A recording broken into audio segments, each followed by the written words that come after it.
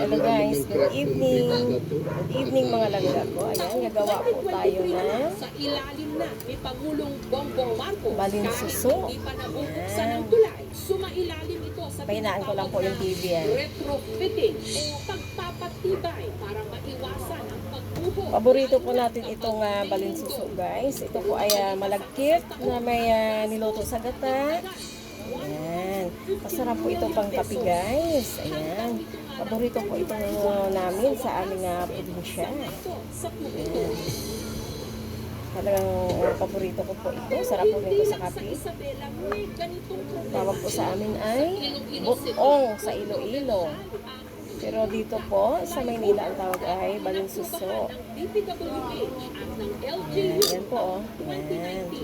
Sinimula ng construction taong 2020. Ang gastos, Gagawa tayo ng merienda natin. million pesos. Ayan. Kasi mahal po pag bumili. Kaya mas mainam na po na gumawa po tayo. Ayan. Maliit po itong dahon na to. Kaya tumbasan lang po natin na laman na maliit din po. Ayan. Ayan. Relate po ba kayo sa ginagawa ko? Gusto niyo rin po ba yung balinsuso? Ayan. Ayan. Kaya po siya tinawag na balinsuso kasi hogi suso po siya, mga langga. Ayan. Ayan po. Oh, ayan. And then, igaganyan lang natin siya. Tapos lalagyan natin ng malagkit. Ayan po ang balinsuso. Ayan. Pasensya na po kayo mga langga ko ha. Mamaya ako na po kayo dalawin ha. Nagawa mo na po ako ng balinsuso. Kasi nag-crave na naman po tayo sa balinsuso. Hindi ko lang alam kung magkakasya ba itong ating dahon. Medyo dagdagan na natin ito kasi baka kailangan yung ating dahon. Dahon ng saging, bumili po tayo 20 pesos. 1 kilo po itong ating malagkit na gagawin balinsuso. Tapos umupo si Pangulong Marcos. Ayan. Since it was still under the warranty of the contractor, pinalitan nila ulit Ito mga asphalt kalangga. under Ang Bantilan Bridge sa Quezon ating Province at Batangas. balinsuso. Ng bagyong Pae taong 2022 sa taong Tingyon, bumagsak ang Carlos Romulo Bridge sa Bayambang sa Pangasinan dahil hindi Pag malaki po ang size ng dahon natin, medyo lakihan din po natin para Palitan natin ang tulay sa Isabela. Ikinonsulta namin ito sa isang hindi na po siguro ako kakain ng kanin ngayong gabi. Baka ito lang mamaya kakain ko. Kasi ang sama na naman po ng aking sikura, mga langga ko. Maatake po yung Initially, ulcer ko. sabi nila, 45 tons Parang ang hapdi. maximum capacity nitong tulay. Yun daw pong truck. Paano po kasi ay ang nangyayari minsan ay nagiging branch na lang po yung kinakain ko dahil tulog po ako pag-araw, pag-gising ko, alanganin na po. Yan, yung almusal ko, tanghalian at merienda, nagsama-sama na po. So kaya ngayon, heto, umaatake po yung ating ulcer. May konting exaggeration. Baka that will include din yung mga other load na naiwan. Nandiyan din kasi yung mga other Oo, vehicle. yan. Ang carrying capacity nito, sabi nga namin, is up to about 30 Tapos cubic meters. lulutuin pa po natin yan. po into tons. Niluto ko lang yung bigas sa gata. Nakuluan ko yung bigas sa gata. And then ito, babalutin. Tapos lulutuin 15 ulit. tons yung truck. Ayan, isa yung Bato pa yung... Pero that's still way below 100 Eh, ba't tons, di- Secretary. Mabigat yung bato kasi. Kasi ang alam ko pong problema, I was there at the site. pangit talaga And I ng panlasa ng inquired ating kung meron po sikura. daw, I don't know what you call, Ang hapdi.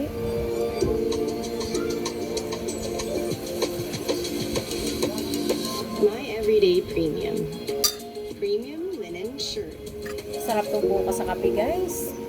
Unique Bukas ng umaga. Iba-vlog ko po bukas pagka magkape ako. Tapos ito yung aking nakainin.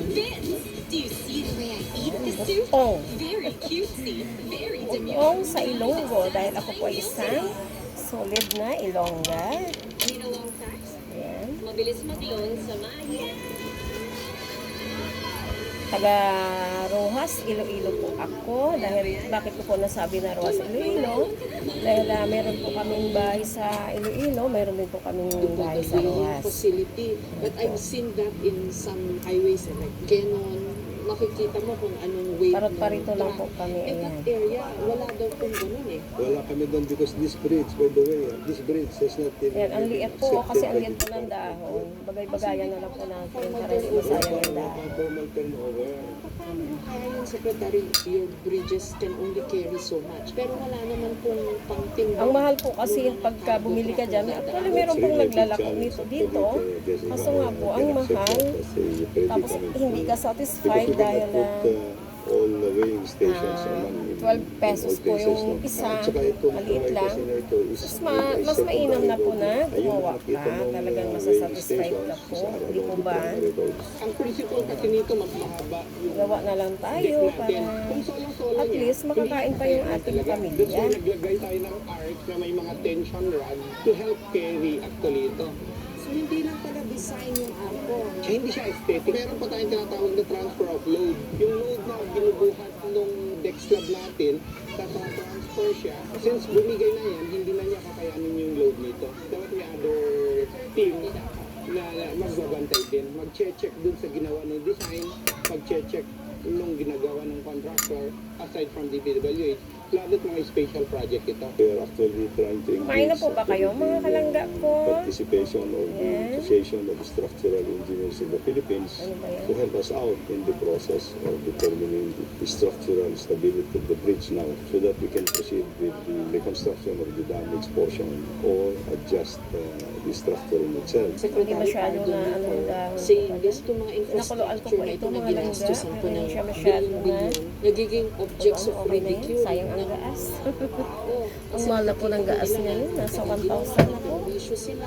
Tapos yung pala, defective yung pagkakagawa. So hindi nila maiwasan Kung isipin meron lang may po ako correction espasyo dyan. dito Anong na reaction magluluto mo sa pag ganun po ang kahoy, magluluto sinasabi po ako ng sa mga tao? kahoy. Well, there's a big perception here Para na ganyan, makatipid. for structures Kasi ang like mahal ng this, gaas. we cannot really Buti pag nasa afford to probinsya po, hindi natin the problema yung structure as panggatong, designed. madami So, pong if kahoy. there would be any Sanay naman po ako for magluto ng corrections, ngayon kasi sasabi- lumaki po ako sa Sige, sabihin Iloilo. mo natin, it could be very minimal. Lumaki po ako sa Tingin ko. probinsya. Because Sa very Rojas, specific. parot-parito lang sa Iloilo, mga structures na ganyan. ganito, very specific Oo. work items. Nung araw naman ay hindi pa uso yung mga Gagawa ka ng gasol-gasol. Ang bahay. uso po Hindi talaga ka ay pwedeng kahoy. Panipis Kaya ang sanay po tayo dyan. mga ganun. Proper engineering is very important. At nung at the very beginning. sa Tagaytay You nga have to be din sure po ako, that your assumptions kasi are may correct. bahay po ako The way doon sa this Tagaytay, is nandun po correct. yung mga tatlong anak ko. Si Secretary Bonoan. Kahoy din po kami nagluluto noon. Ayan, nung araw. Ng tulay ang RD Alvarez Junior Construction na ayon kay Secretary Bonoan mismo, matagal na raw kontrakto ng mga proyekto ng DPWH. So may track record. May track record na yan. And so far naman, this is the Madami-dami only na tayo incident nagawa. that has been done dito sa kanyang ginagawa. Sinubukan namin puna ng bahaya ang kumpanya pero hindi sila sumagot. Dalawang salita yan, transparency at accountability. Yung konsepto ng nananagot at bukas dapat ang mga dokumento, ang mga aksyon ng gobyerno sa taong bayan. Para naiintindihan natin, mahirap habulin ang mananagot, hindi klaro kung sino ang Medyo madami-dami pa itong aking babalutin, mga langga sayang ko. ang pondo ng gobyerno, sayang ang buwis ng taong bayan. At Nakaraan po kasi gumawa ako, permission kalahating kilo lang. because of them, because of this accident. Parang nabitin po. Are Hindi masyadong suspecting ano, anomalies. Plus, kakain ng your maayos. department, sorry to say, Nagkailan has the ng, disadvantage of being perceived for irregularities and anomalies in the past. So all of this, Gusto mo ano pang isasagot kumain, mo wala sa na kanila? kasi Well, I think konti the lang. President is very aware of this. Kaya So, ngayon, and dinagdagan he ko na, has, isang kilo na given po ang us aking full ginawa. instructions that we have to be very transparent in all the works done in all the infrastructure projects that we are undertaking now. Nitong Webes, si Pangulong Marcos mismo nagpunta ng Isabela. Okay naman, ang construction, yung contractor, sinundan naman. Grabe po talaga mga langga ko. Mahal na po talaga ng bilihin ngayon. Yun lang, yung specifications, mali. Pag pumunta ka ng palengke, ang 1,000 mo, naku, ang gaan. Lalo na ako, meron akong maliit na sari-sari. Ang 1,000 na po, chicherya lang po yan. So, ginawa Ay nako, ang buhay kailangan po talaga ay dagdag kayod po talaga tayo para hindi natin maranasan yung hirap. Samantalang nung araw, pag meron kang 500, talaga namang masaya ka na, dami mo nang mabibili sa palengke. Ngayon, ang 500 pang almusal mo lang. Kapag ganun kalaking project, merong nagsusupervise na consultant. Dito sa case na to, parang ginawa ng DPWH, sila lang ang nag-supervise. Pag nag-design kami ng tulay, may sinusundan kami bridge code. Itong bridge code na to, nakabase sa American code. Hindi naman lahat ng tulay delikado sa overloading kasi yung karamihan ng tulay na may silang tapos konkreto, pataas yung reserve strength nun ng pagka-design namin. Kaya nakakaya niya yung overloaded. Pero yung mahaba na bakal, kahit mabago, 100 tonner na truck ang Hindi ko na po tinalian mga langga ko kasi Parang hindi po kayo na ano naman po, nalalak naman po dito sa kontrobersya, mga Pag suspetsya, yung mga binabato sa inyong kuna. Ito ay, gusto ko dito ay hindi na po sinasawsaw sa asukal, pero yung iba po kasi sinasawsaw pa nila sa asukal.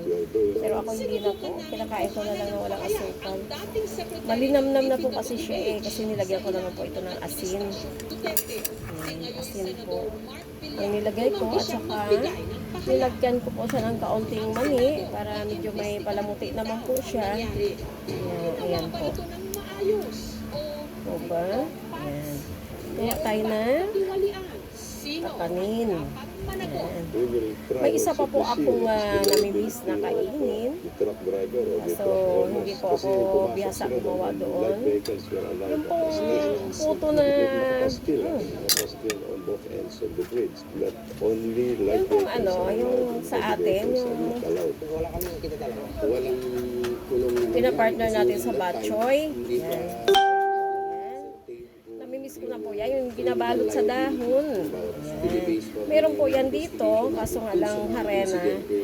Hindi na po binabalot sa dahon. Yung sa atin po kasi ay bigas. Either libel kung ginawa online or oral defamation. There are a number Bigas of po yun, mga langga organizations po, na kaya masarap. ginagawang liable Naalala sa ko pa nung DPWH araw nasa because probinsya of po their ako. gross negligence. Baka may gusto pa Pag po may kayong mga sabihin to address pasyon, may mga all of these piyesta-piyesta, issues. ang dami po nagtitinda niyan doon. build Sa better plaza? more. Kaya in the next few years, we will see that there will be Iba-iba sila, many, pero many naalala ko projects yung that will auntie be ko. underway. Talagang bihasa And siya gumawa the doon sa infrastructure ganun. landscape of the Philippines Si Auntie Heidi ko, will be better. bihasa siya gumawa ng Nakita ganun. natin. Under this Talagang ang administration. sarap talaga ng kanyang, yun na yun, yun. Binanggit ko kanina. Hindi pala obrang banggitin. Kaligtasan naman tao yun. Kapakanan nila, di ba? Nakalimutan ko. Hindi naman Sorry, kaligtasan sorry. yung kanilang bulsa. Napakarami pa rin mga lugar sa ating bayan. Hindi na Sana magkasya yung mga aking servisyo at dahon. infrastruktura ng gobyerno. Mga batang Dagdagan na natin ito kasi parang ang konti sa na lang yung lawid ng dahon. kamatayan para lang makapasok ng eskwela. Mga magsasakang hirap na paabuti ng kanilang mga produkto sa mga pamilihan na may sakit na kinakailangang pangdamanin sa bayanihan. Ganyan lang po. Sa mga ito, makarating sa Diba? ospital. May ganito pang nangyari. Konti na lang yung dahon Ang ko. kalsada na pinuntuhan ng bilyon-bilyong piso sa isang iglap bibigat. Maging mapangmatsyag po tayo at maging tulay para masiguro galing sa mga ibinabayad nating buwis, hindi masasayang. Thank you for watching mga kapuso. Kung nagustuhan mo po ang video ito, subscribe na sa GMA Public Affairs YouTube channel. And don't forget to hit the bell button for our latest updates. Nagkala ka na lang sana. Worldwide yan. Kaya maasahan. Doctor, dito, kahit lumas mo, welcome ka. Dahil gusto, pwedeng humira. Ayan. Hanggang dito na lamang po mga kalangga ko. Mag-iingat po kayong lahat. Saan man po kayo naroon. Happy Tuesday. I love you all. And God bless. Mwah!